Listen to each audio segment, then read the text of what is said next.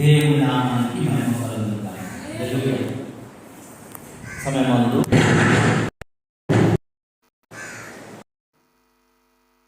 దేవుని వాక్యంలోనికి వెళ్దాం.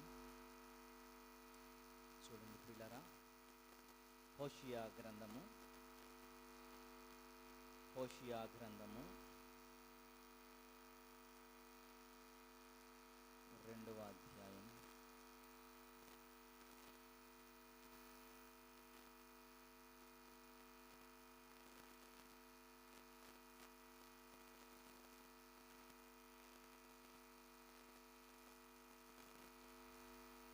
15వ వచనాన్ని చదవండి. హోషియా గ్రంథం 2వ అధ్యాయం 15వ వచనం. Hosea chapter 2 verse 15.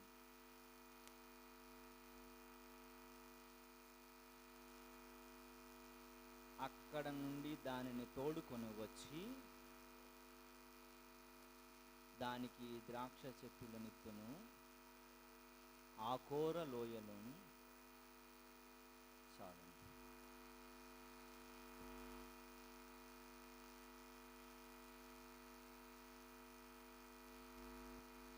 ధనరాసులే ఇలా ధనవంతులకు ఈ లోక భాగ్యము దాచిన మేలులెన్నో దయచేసినావే ఇహపరమున నాకు. శ్రమల మార్గమున నిరీక్షణ ద్వారముగా చేసితివే శ్రేష్టమైనని వాగ్దానముతో. అందరం కలిసి శ్రమల మార్గమును నిరీక్షణ ద్వారముగా చేసితివే శ్రేష్టమైనని వాగ్దానములతో. సజీవుడవైనా యేసయ్యా నాశ్రయించిన నీ వారికి సహాయుడవై తృప్తి పరచితివే. సముద్రమంతా సమృద్ధితో. పరిశుద్ధ జీవము కలిగిన మా తండ్రి, నీ మాట ద్వారా మమ్మల్ని సంధించండి, దర్శించండి. మా బ్రతుకులో మేము ఏం మార్చుకోవాలో, మా బ్రతుకు ఏమి అవసరమో, మా బ్రతుకులను ఎలాగా చక్కదిద్దుకోవాలో, సరిచేసుకోవాలో మాకు నేర్పించండి. మీ మహిమకు మేము అప్పగించబడుతూ యేసునామములో అడిగి వేడుకొని నీ వాక్యము తండ్రి, ఆమేన్. ప్రియమైనటువంటి దేవుని బిడ్డలారా,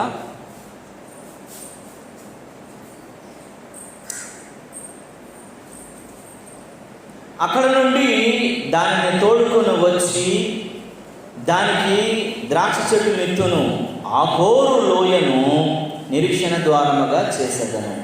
ఆకోరు అంటే అర్థం ఏంటండి? అక్కడ రాసిన పుట్టినట్లు ఏముంది? శ్రమ గలది. ఆకోరు లోయ అంటే శ్రమ కలిగినటువంటి ప్రదేశము, శ్రమగల లోయ. శ్రమ కలిగినటువంటి లోయ విధానం ఎలా వచ్చిందో, ఏంటి, శ్రమలోనికి ఎలా వెళ్ళిపోయారు అన్న విషయాలు మనం ఆలోచిస్తే, దేవుడు వద్దన్న పనులు, దేవుడు నచ్చని పనులు, దేవుడికి ఇష్టం లేని పనులు దేవుడు చేయొద్దన్నప్పుడు మనమే లాస్ అయిపోవడం కాదు, కానీ మన వలన అందరూ, మన మీద ఉన్న వారందరూ కూడా లాస్ అయిపోతారు.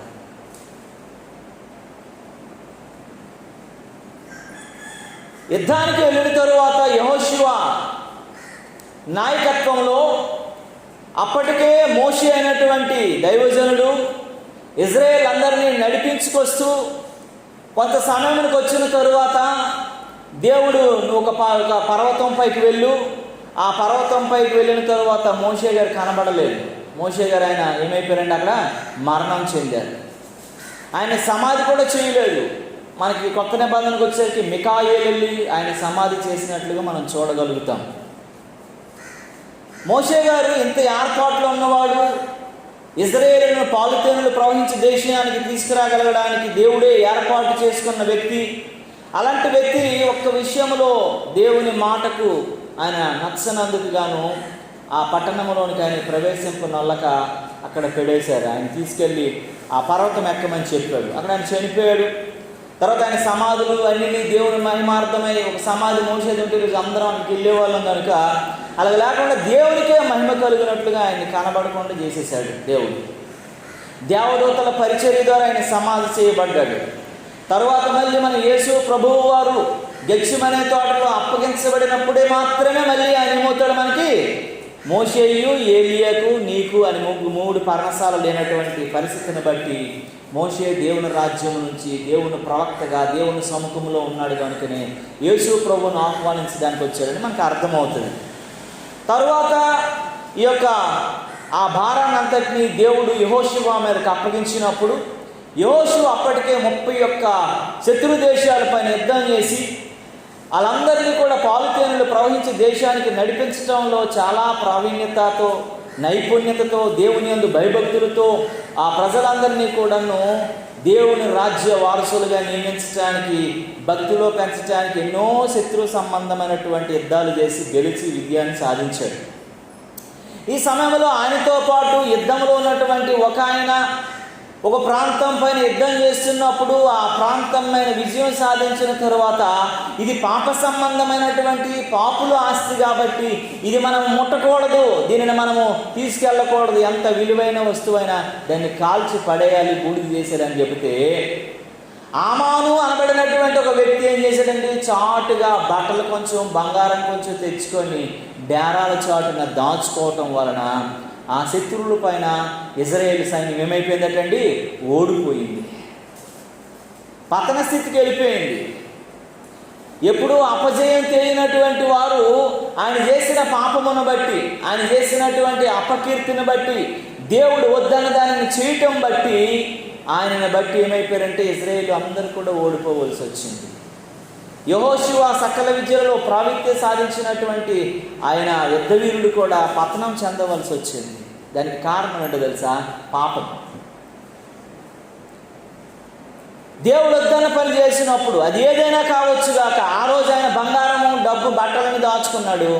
ఈరోజు నువ్వు వ్యభిచారమా, దొంగతనమా, మోసమా, దగా, ఏదైనా దేవుని సన్నిధికి వచ్చేప్పుడు ట్రాన్స్పరెన్సీ ఉండాలా.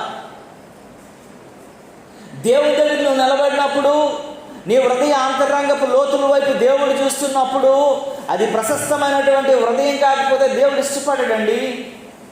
దేవుడి వాక్యం హెచ్చరిస్తూ ఉంది ఉదయకాల సమయంలో. భక్తుడైనటువంటి పౌలు గారిని, భక్తుడైనటువంటి పేతురు గారిని ఒకసారి మనం ఆలోచిస్తే, పేతురు గారికి చదువు సాము పెద్ద లేదు, ఆయన చేపలు పట్టుకున్న జాలరి, అయినప్పటికీ కూడా ఆయన 2 పత్రికలకు రాశాడు.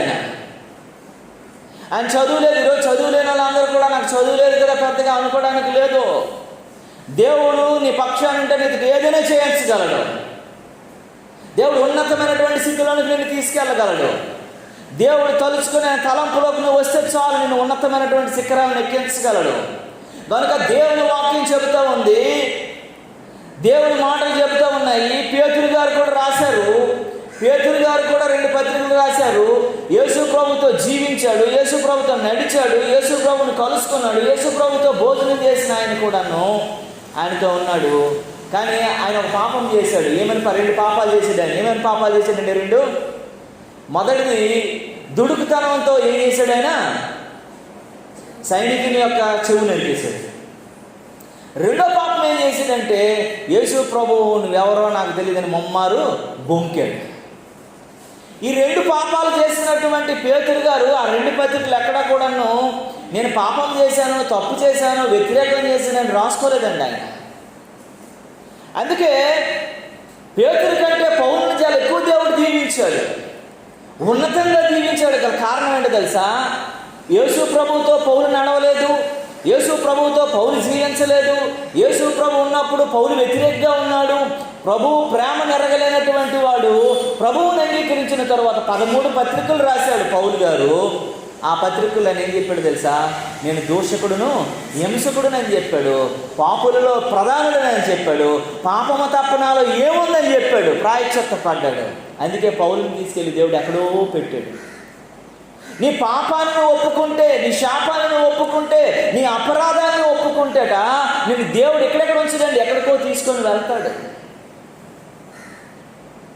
మనం పాపములో బ్రతికి, పాపములో పుట్టి, పాపములోనే జీవిస్తున్నప్పుడు దేవుడు మనల్ని ఒక అభివృద్ధిలోకి తీసుకురావడండి. నువ్వు ఎక్కడేసిన గొంగలు అక్కడే ఉండిపోతావు, నీ జీవిత అభివృద్ధి ఉండదు, నీ మోసంలో బ్రతుకుతూ ఉంటావు. నేడో రేపుడో రాపోతున్నటువంటి రాకడలో ఎత్తబడే గుంపులో కాకుండా విడవబడే గుంపులోకి వెళ్ళిపోయినటువంటి పరిస్థితిలో ఉంటామని దేవుని వాక్యం హెచ్చరిస్తూ ఉంది. కనుకనే ఆమాను అలాగైపోవడానికి కారణం ఏంటో తెలుసా? చేసినటువంటి పాపాన్ని ఆమాను ఏం చేయలేదండి, ఒప్పుకోలేదు. ఎక్కడ కూడా నేను ఒప్పుకోలే, నేను తప్పిదం చేసి నేను ఒప్పుకోలే. సైన్యం ఓడిపోయింది. ఇజ్రాయేల్ ప్రజలందరూ కూడా ఓటమి చవి చూశారు. చాలామంది మరణం చెందారు ఆ యుద్ధంలో మరణం చెందినా సరే ఈయన మనస్సు ఏమీ పెద్ద గాయపరచబడలేదు. అప్పుడు ఆమాను ఏం చేశారో తెలుసా అండి? ఆకాన్ని ఏం చేశారండి? ఒకసారి యెహోషువ గ్రంథం 7వ అధ్యాయము,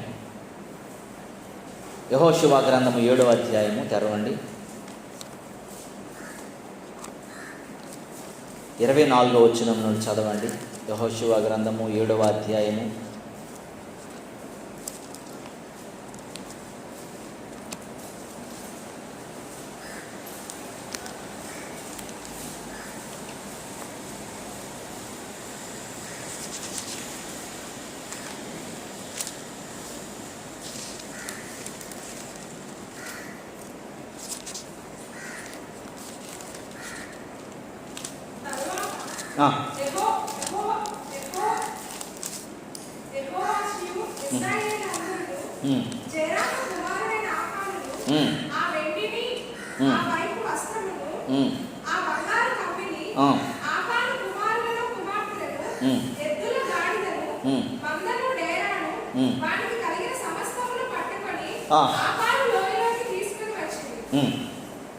చదువు మాకు.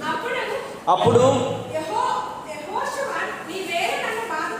యెహోషువ నీవేళ నన్ను బాధపరిచితివి, నేడు యెహోవా నన్ను బాధపరుచుననగా ఇశ్రాయేలులందరూ వారిని రాళ్లతో చావగొట్టిరి.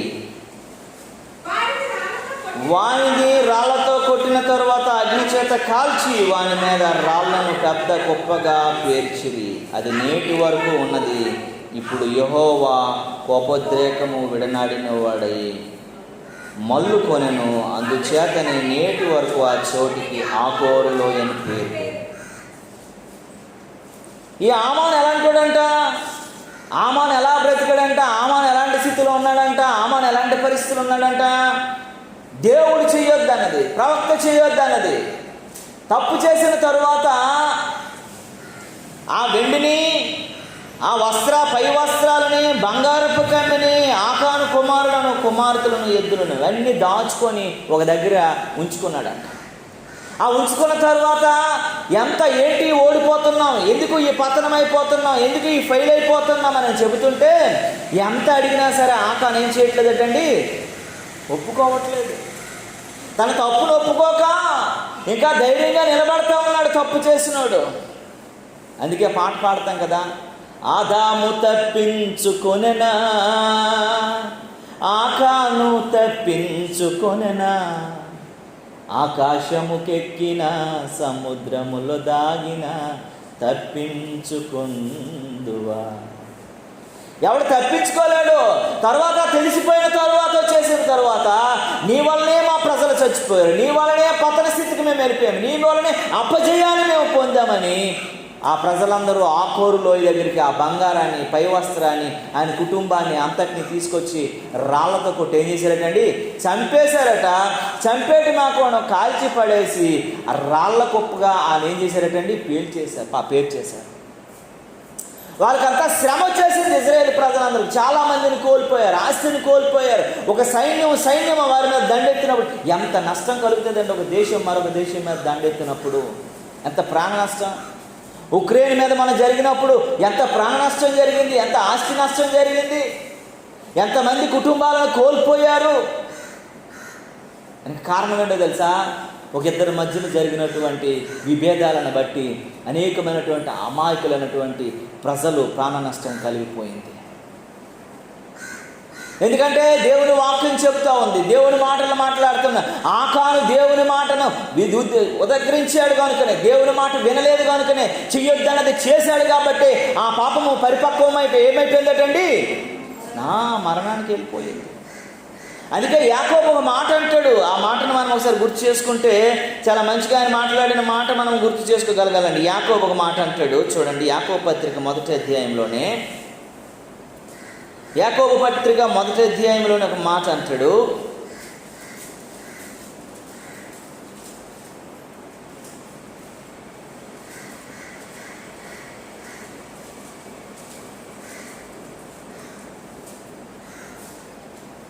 పద్నాలుగో వచ్చినాన్ని చదవండి ప్రియరా. ప్రతివాడును తన స్వకీయమైన దురాశ చేత ఏడవబడి మరల కొల్పబడిన వాడై శోధించు. దాని దురాశ వచ్చేసింది ఆయనకి. ఆకానికి ఏమొచ్చిందటండి, దురాశ వచ్చేసింది. తీసేసుకోవాలి, దాచేసుకోవాలి, సంపాదించుకోవాలన్నటువంటి దురాశ కలగటం వలన ఆయనకి ఏమొచ్చిందంటే దాని వలన శోధింపబడ్డాడంట. అందరు రాయితో కొట్టి శోధించేశాడు. ఎందుకంటే ఏంటంటే దురాశ గర్భమును ధరించి పాపమును కనుక పాపము పరిపక్వమై మరణమును కనును. చివరికి పాపము వల్ల వచ్చే జీతము మరణాన్ని అనుభవించి ఆ కోరులోకి తీసుకురాబడ్డాడు. సంపాదించుకున్న బంగారం, వెండి, పై వస్త్రంతో పాటు పిల్లలు, భార్య, కుటుంబం అంతా కూడా రాయితో కొట్టి చంపబడి, కాల్చబడి, రాయి కుప్పగా పేల్చబడినటువంటి పరిస్థితికి వచ్చేసింది. కారణం ఏంటో తెలుసా? పాపపు ఒప్పుకోలు లేనటువంటి జీవితం. అపోస్తలుడైన పౌలు తన పాపాన్ని ఒప్పుకున్నాడు. నేను పాపంలో ప్రధానుడిని, పాపమ తప్పనాలో ఏమీ లేదు, నేను దోషకుడిని, హింసకుడిని. కానీ పేతురు అన్న ఏమన్నాడండి, ఆయన 2 పత్రికల్లో కూడా నేను చెవి నరికేశాను, నేను 3 బొంకేశాను, నేను తప్పు చేశాను, ఎక్కడ ఒప్పుకోలా. అందుకే పేతురు కంటే పౌలు గారు గొప్ప సేవ. ఎన్నిసార్లు అండి ఆయన మిషనరీ, 3 సార్లు మిషనరీ జర్నీ చేశాడు పౌలు గారు. ఎన్నో సంఘాలు, అతి ఎక్కువ సంఘాలను కట్టాడు ఆయన. ఎంతోమందిని ఏర్పాటు చేశాడు. పేతురు గారు అంతగా విధించకపోవడం అంటే, పేతురు నేను తప్పు చేసి మాట్లాడట్లేదు, ఇద్దరు కూడా అలాగున్నప్పటికీ కూడాను పాపం ఒప్పుకున్నోడిని దేవుడు ఎక్కడికో తీసుకొని పోయాడు. ఈరోజు పౌలు అంటే చాలామందికి మాదిరి. ఆయన జీవితాన్ని ఆధారం చేసుకునే జీవితాలను ముందుకు నడిపిస్తూ ఉన్నారు. వారి జీవన విధానాన్ని, వారి సేవా విధానం, వారి భక్తి విధానాన్ని మార్చడంలో ఆయన ప్రప్రదుడుగా ఉన్నాడు. అందుకే తిమోతికి రాసిన పత్రికలో ఒక మాట అంటాడు ఆయన. ఒకసారి ఆ మాట కూడా మనం చూస్తే బాగుంటుంది. 2వ అధ్యాయం 3-4 వచనాల్లో మొదట 2వ తిమోతి పత్రికలు అంటాడు చూడండి, క్రీస్తు యేసు యొక్క మంచి సైనికుని వలె నాతో కూడా శ్రమ అనుభవమును, సైనికుడను యుద్ధమునకు పోవునప్పుడు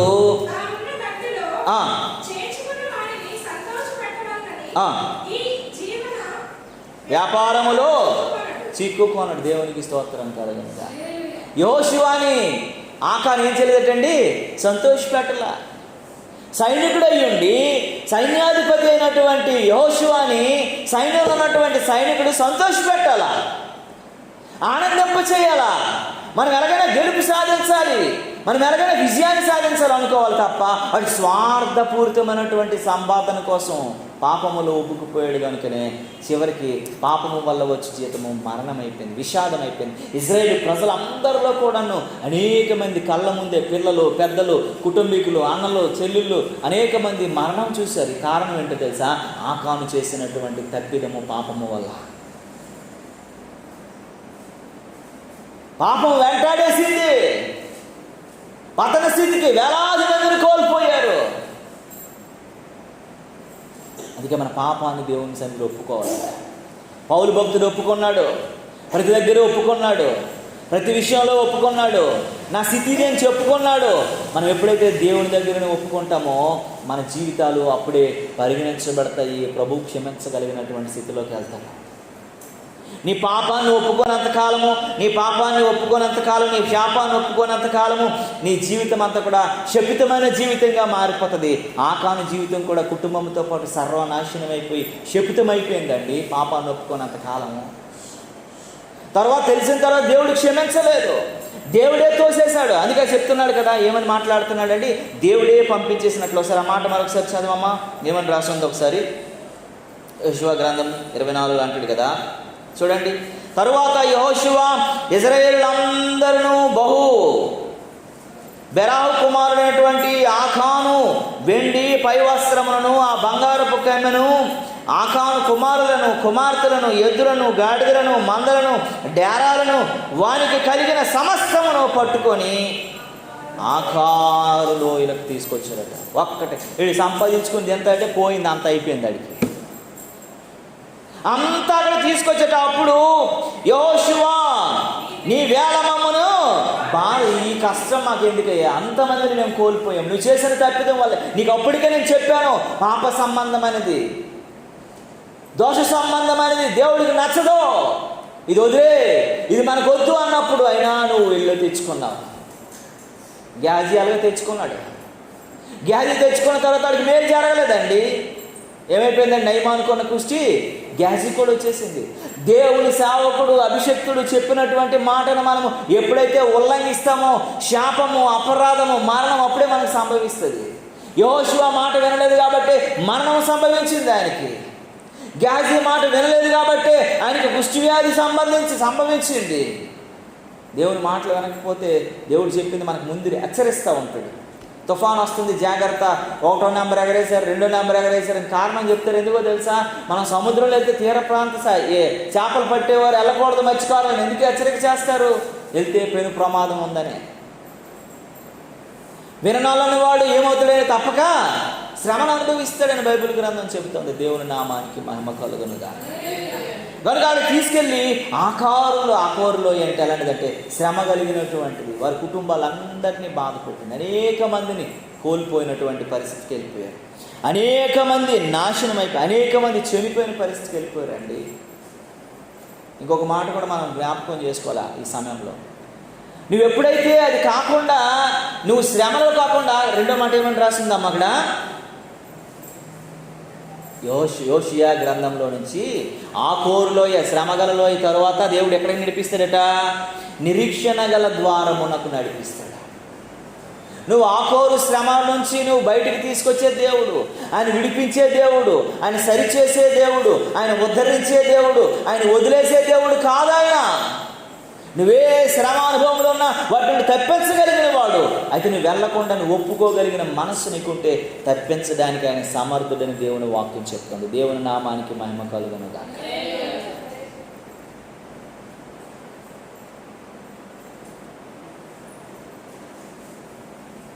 యోసేపుని ఒకసారి మనం జ్ఞాపకం చేసుకోవాలి ఈ సమయంలో. భక్తుడైనటువంటి యోసేపు ఏం చేశాడండి, ఒక కళ చెప్పాడు వాళ్ళ అన్నయ్యలకి. ఏమని చెప్పాడు, 10 మందిని ఒక దగ్గర కూర్చుని పెట్టి, 12 మందిని ఒక దగ్గర కూర్చుని పెట్టి, అన్న నాకు ఒక కళ వచ్చిందిరా. ఏ కళ అంటే, నేను ఒక వెన్నులాగా, సేనులాగా నేను ఉన్నాను, ఒక పైరులాగా. ఆ పైరులో మీరు ఉన్నారు, నేను ఉన్నాను.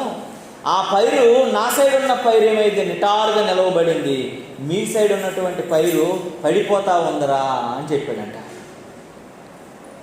వాళ్ళకి ఆ రోజు నుంచి ఒక గ్రడ్జ్ వచ్చేసింది, ఒక కోపం వచ్చేసింది, ఒక బాధ వచ్చేసింది. నువ్వు మా నాన్నకి 2వ భార్య కొడుకువి, నువ్వు మాకు చెప్తావేంట్రా అనేటువంటి ఆలోచన కలిగిపోయిందేమో బహుశా.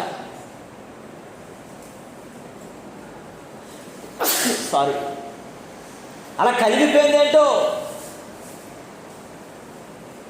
మేమే కదరా మా నాన్నకి జ్యేష్ఠులమి, మేమే కదరా దీవించబడేవారిని, మా నాన్న ఆస్తికి హక్కుదారులమి, నువ్వు మధ్యలో వచ్చావు, నువ్వు మాకు చెప్తావేంట్రా, మేము పడిపోతే నువ్వు నిలవబడ్డావని చెబుతున్నావని చెప్పేసి గ్రడ్జ్ పెట్టుకొని, కక్ష పెట్టుకొని వారిని ఏం చేశారంటే ఎలాగైనా సరే వీడిని మమ్మల్ని నుంచి తప్పించాలనేటువంటి ఆలోచన కలిగి ఉన్నారు.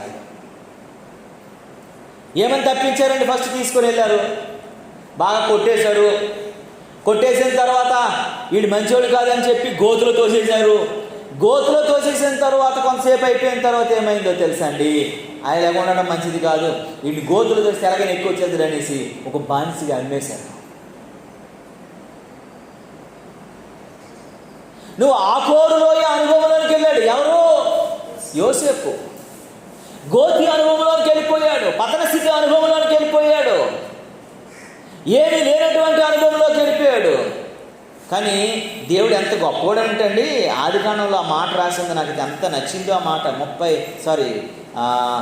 37 అధ్యాయం అనుకుంటానండి, ఎంత మంచి మాట రాస్తారు అక్కడ. 37:18 నుంచి ఒకసారి చదవండి అమ్మ ఒకసారి. ఆదికాండం 37:18 నుంచి. అతడు దగ్గరకు రాకమునిపే వారు దూరము నుండి అతను చూచి అతని చంపుటకు దురాలోచన చేసి వారు ఇదిగో ఈ కలలు కనువాడు వచ్చుచున్నాడు, నీ వీరిని చంపి అక్కడనున్న ఒక గుంటలో పారవేసి దుష్టమృగములు వీరిని తినివేసినని చెప్పేదము. అప్పుడు నీవు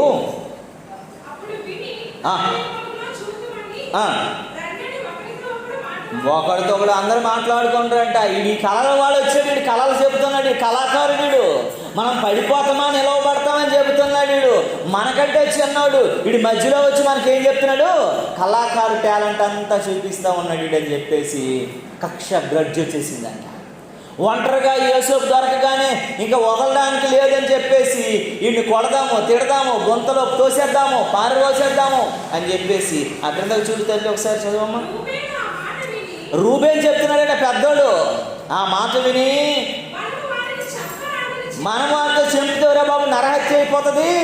అప్పుడు అలాగే కయ్యను హేబేలుని చంపేసి మరి భయంకరమైనటువంటి స్థితికి వెళ్ళిపోయాడు. మనకెందుకురా బాబు, మన పితరుడికి జరిగింది, అలా జరగకూడదని చంపకూడదని చెప్పేసట వాడి చేతులతో పడకుండా అతనిని విడిపించాను. ఎట్లనగా రూబేను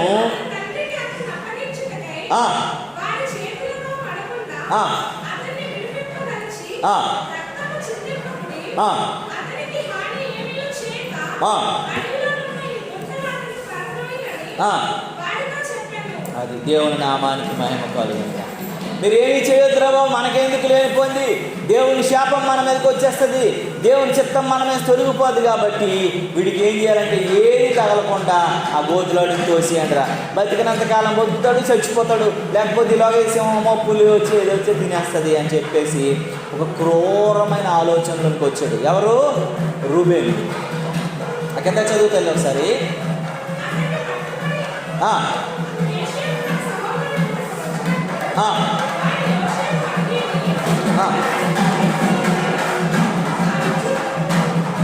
అది పర్లేదు చదువమ్మా.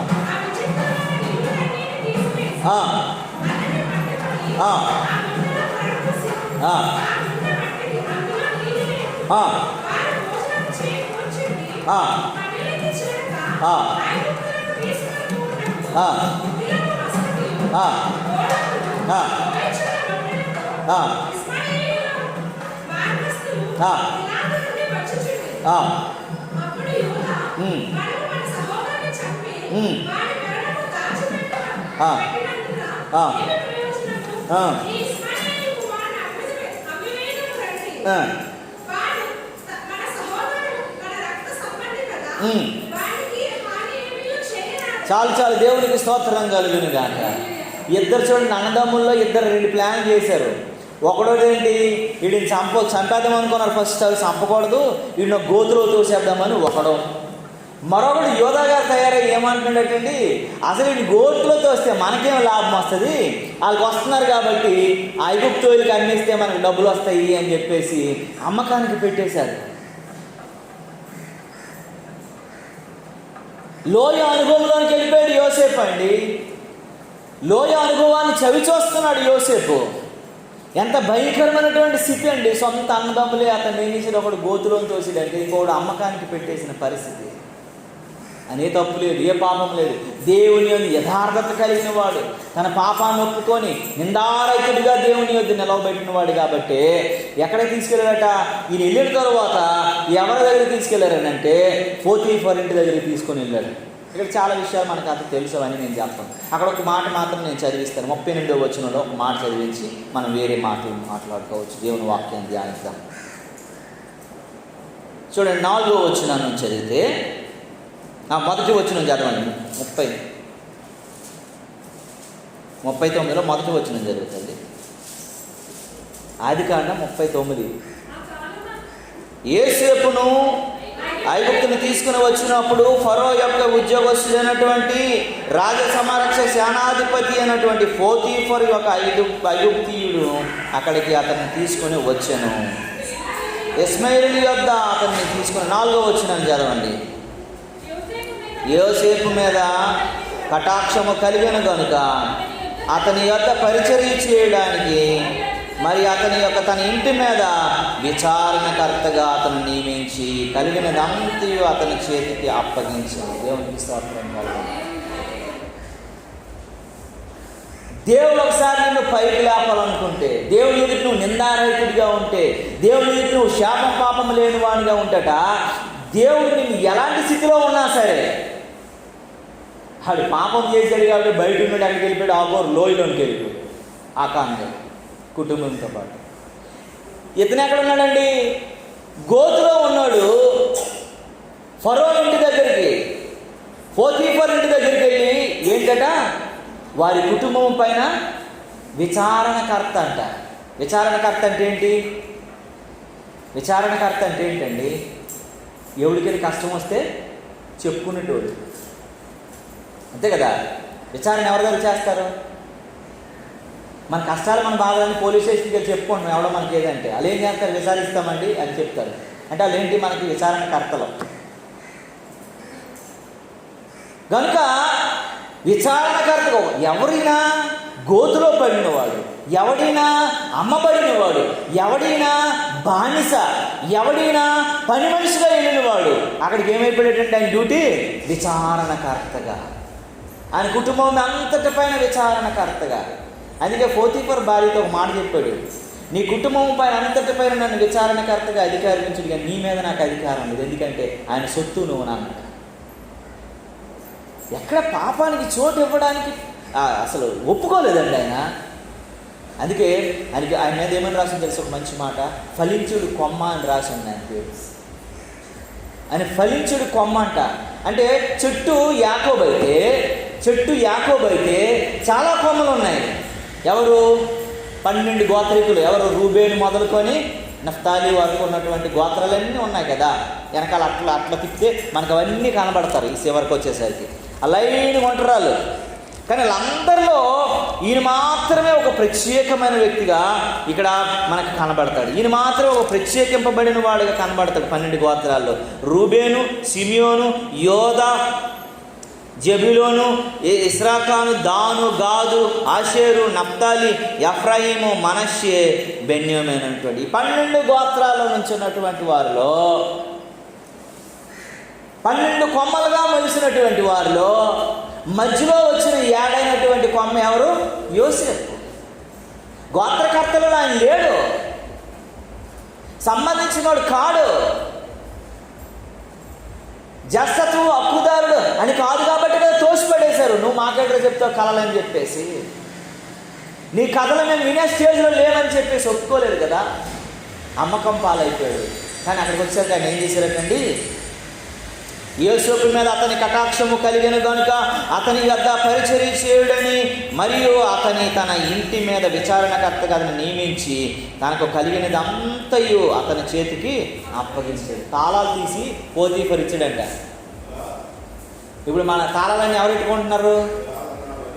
ఆడలు పెట్టుకుంటారు కదా. ఇంటి తాళాలన్నీ బీరువాది, బంగారంది, ఇంకా అన్ని తాళాలు, ఇంటి తాళము, కావలసిన అన్ని సూట్ కేసు తాళాలు ఏమైనా ఉంటే విలువైన వస్తువులు కలిగిన తాళాలన్నీ కూడా పెట్టుకొని తిరుగుతారు. వాళ్ళ భార్యకు కూడా అధికారం ఇవ్వకుండా పోతీఫర్ ఏం చేసిందంట, యోసేపుని తీసుకెళ్ళి, ఒక బానిసకి తీసుకెళ్ళి, ఒక అమ్మబడిన వాడికి తీసుకెళ్ళి, ఒక గోతు అనుభవంలో ఉన్నాడు వాడికి తీసుకెళ్ళి, నా కుటుంబం పైన, నా పనుల పైన, అందరిపైన నువ్వు విచారణకర్తగా ఉండని చెప్పి తాళాలు ఇచ్చేసాడంట.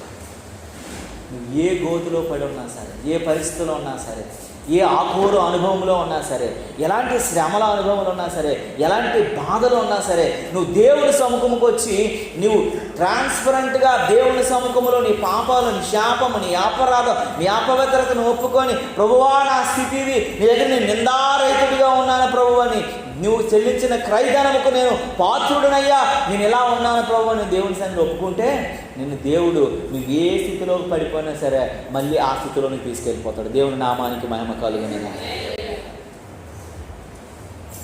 ఆకాను దేవుడు ఒక సైనికుడిగా, ఉన్నతమైన వ్యక్తిగా, మంచి వ్యక్తిగా, సైన్యంలో ఒక మంచి పార్ట్ ఇచ్చి యెహోషువకు మంచి సహకారిగా ఉంచమని దేవుడు ఏర్పాటు చేస్తే, శపితమైన దానిని ఆశించి ఎక్కడికి వెళ్ళిపోయాడండి? ఆకోరు లోయలో మరణం చెందాడు.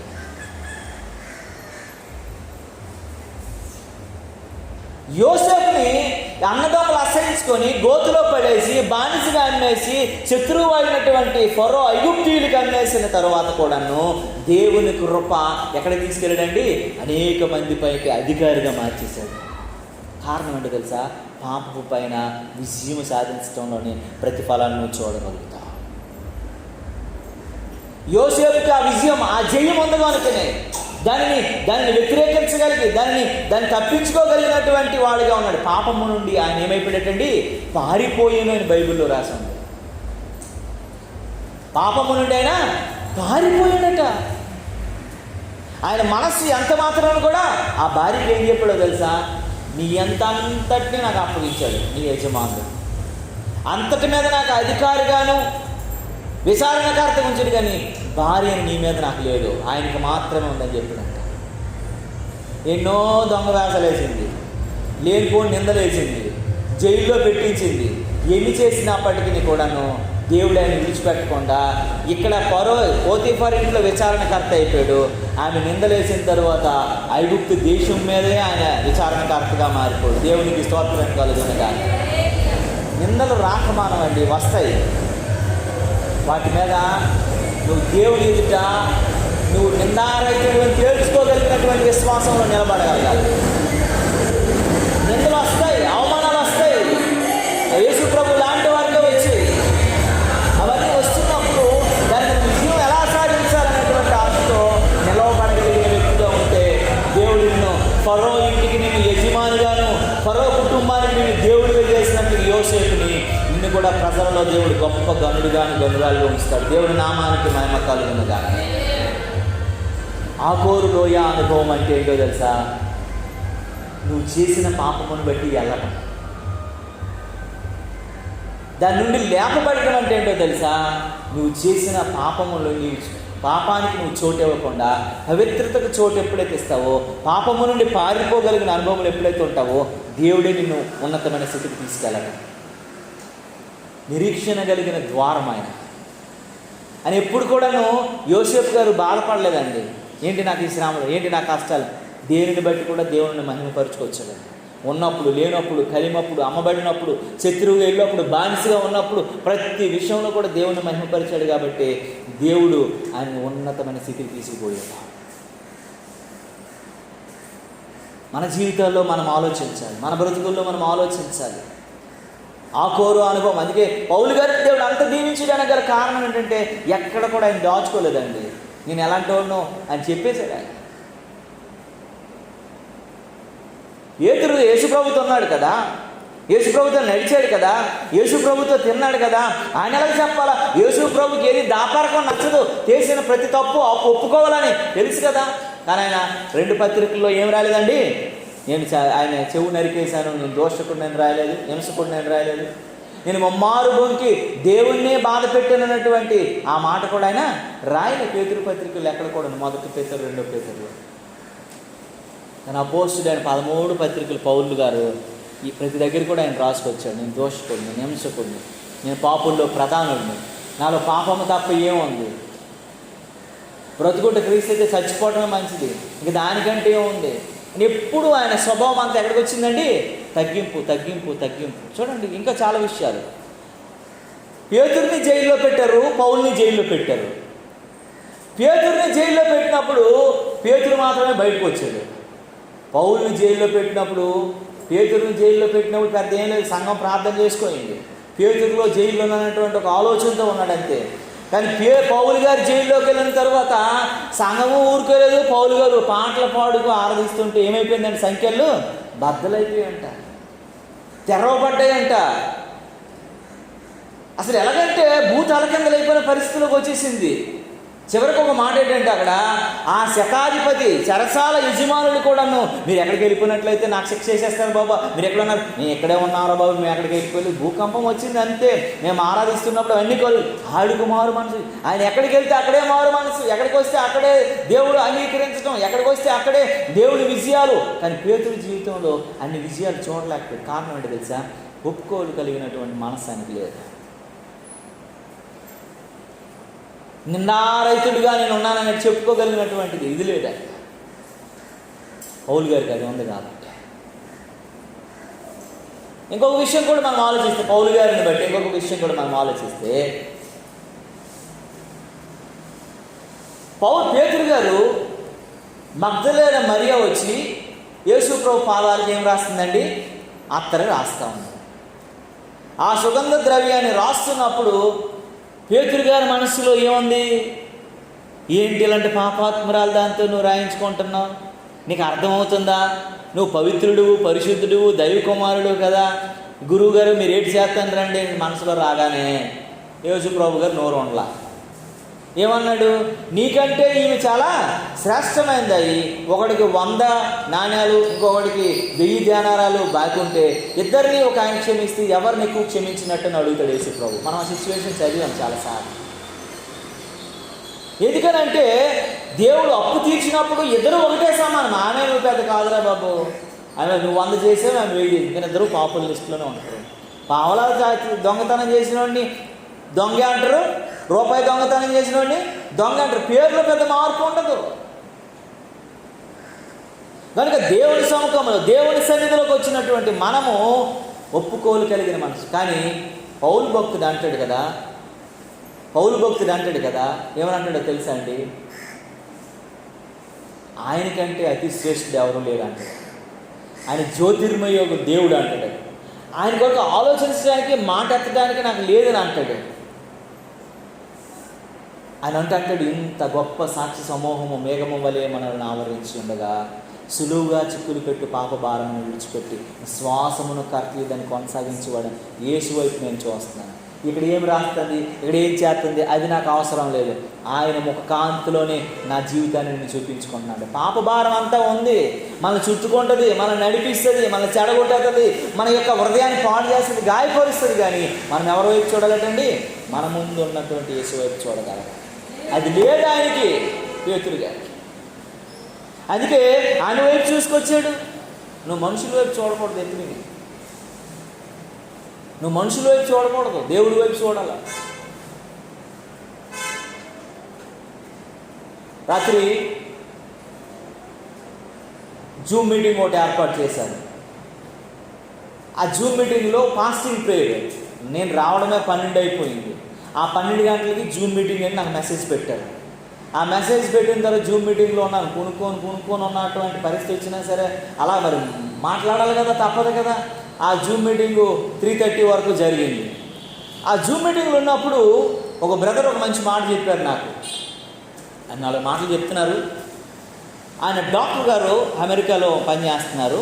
మన ఇండియన్ ఆయన, వైజాగ్ ఆయనే. అక్కడ ఒక హాస్పిటల్ పెట్టుకున్నాడు. ఆయన భారీ డాక్టరు, ఓన్ హాస్పిటల్ ఉంది, చాలా పెద్ద హాస్పిటల్. ఆయన చెప్పే మాట ఏం చెప్పాడనంటే, ఇప్పుడున్న పరిస్థితుల్లో దేవుని చిత్తం మీద కాకుండా నా చిత్తం మీద నేను ఆధారపడతానంటే నరకానికి వెళ్ళిపోవడంలో ఇంకెవడు ఆఫ్ చేయలేడని చెప్పాడు మాట.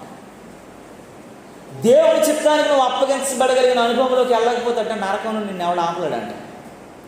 ఎందుకంటే ఇప్పుడు అందరూ సుచిత్తాన్ని కోరుకుంటున్నారు. అందరూ సొంత చిత్తం కావాలి ఎక్కువ. మనకు నచ్చినట్లు మనం ఉండాలా. మన హ్యాపీనెస్ అండి, నా హ్యాపీ మూడ్, దాన్ని ఎవరు తీసేయలేరు. మనకు స్వేచ్ఛా జీవితం కోరుకుంటున్నారు. ఇవన్నీ కూడా దేవుని చిత్తం కాదంట. అని చెప్పిన మాట ఏంటి తెలుసా? నేను చాలాసార్లు పేషెంట్ల దగ్గర డబ్బులు తీసుకునేటప్పుడు నా హృదయం చాలా గాయపడుతుందని చెప్పాను. 2023 సంవత్సరం నుండి ఆయన పేషెంట్ల దగ్గర నిందారైతుడిగా ఫీజులు వసూలు చేయడం మొదలుపెట్టాడంట. అంతకుముందు మేము దోచేసేవాళ్ళం అండి, డబ్బులు తీసేసుకునేవాళ్ళం అండి, చాలా మేము దోచేసాము. కానీ 2023 తరువాత మేము అన్నీ కట్ చేసి పడేసాం. ఎంత ఖర్చు అవుతుందంటే దాని మీద 10% మాత్రమే నేను తీసుకుంటున్నాను విత్ ట్యాక్స్ అని చెప్పాడు.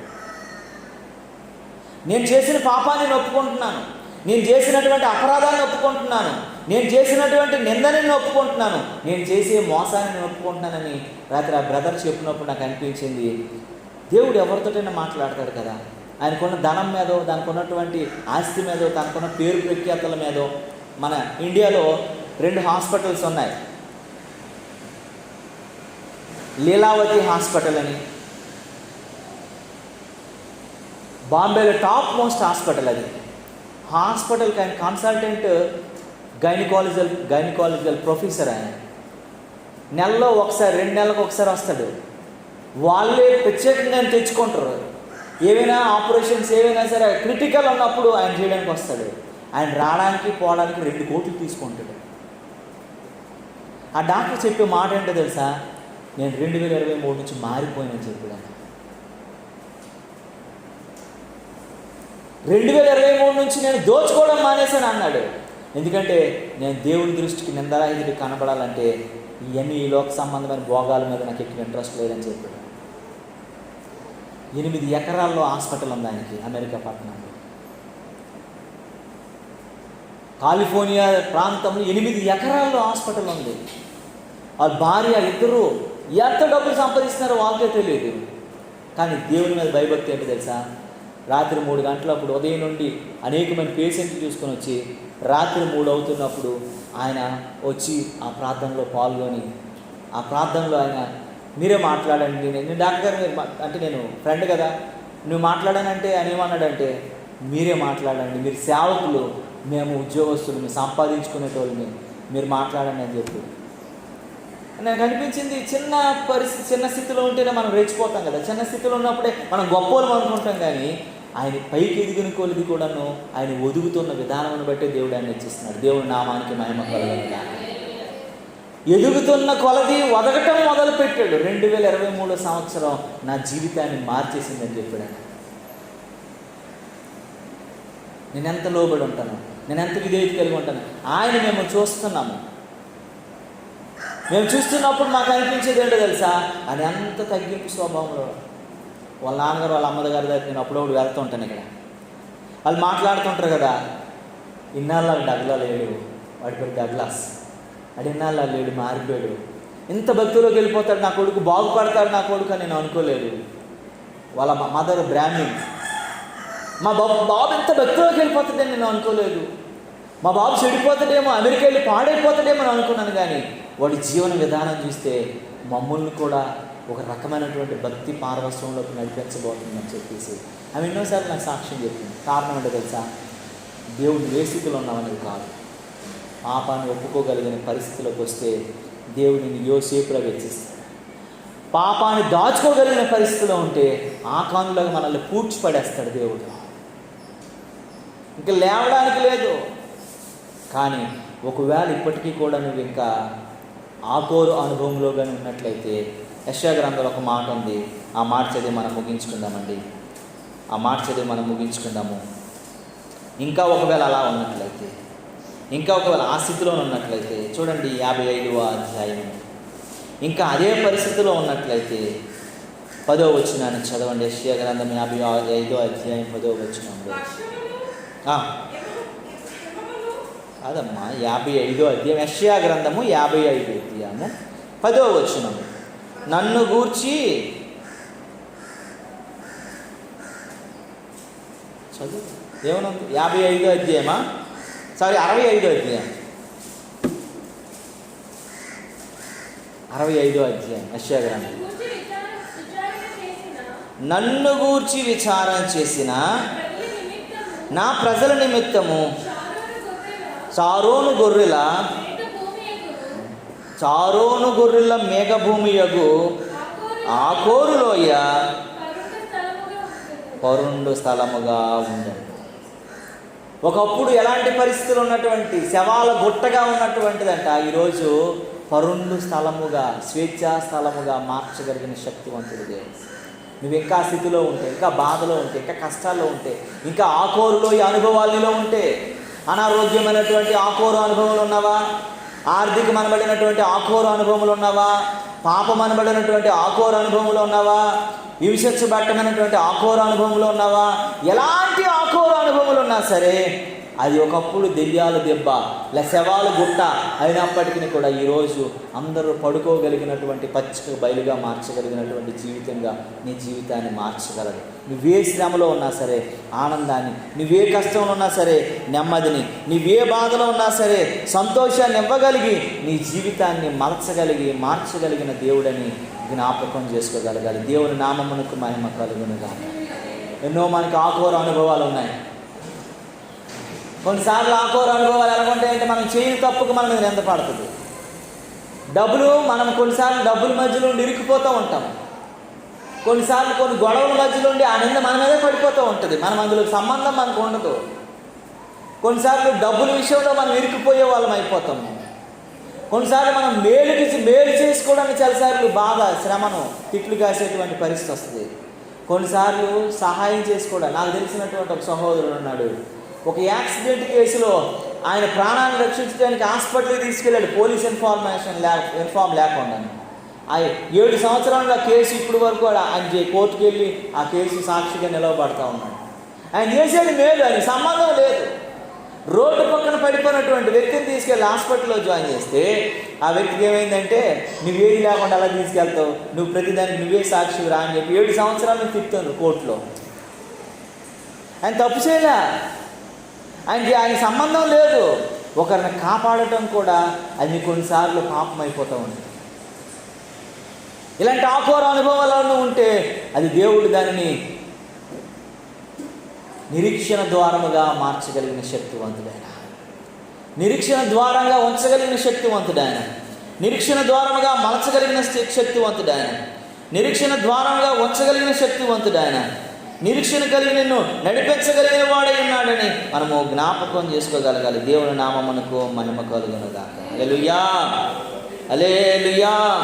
కనుక ప్రియమైనటువంటి దేవుని బిడ్డలారా, ఒక మాట చెప్పి మనం ముగించి రోమీయులకు రాసిన పత్రిక 5వ అధ్యాయం 5వ వచనంలో అంటాడు కదా, ఎందుకనగా ఈ నిరీక్షణ మనలను సిగ్గుపరచదు, మనకు అనుగ్రహించబడిన పరిశుద్ధాత్మ ద్వారా దేవుని ప్రేమ మన హృదయములో క్రొమ్మరింపబడి ఉన్నది. ఈ నిరీక్షణ మనకి సిగ్గుపరచదు. ఈ నిరీక్షణ నన్ను సిగ్గుపరచదు, నీ నిరీక్షణ నన్ను సిగ్గుపరచదు. ఏ నిరీక్షణ మనం దేవుని నిరీక్షణ కలిగి ఉంటుంది, అది మనలో ఒకరోజు ఏం చేయదండి, సిగ్గుపరచదంట.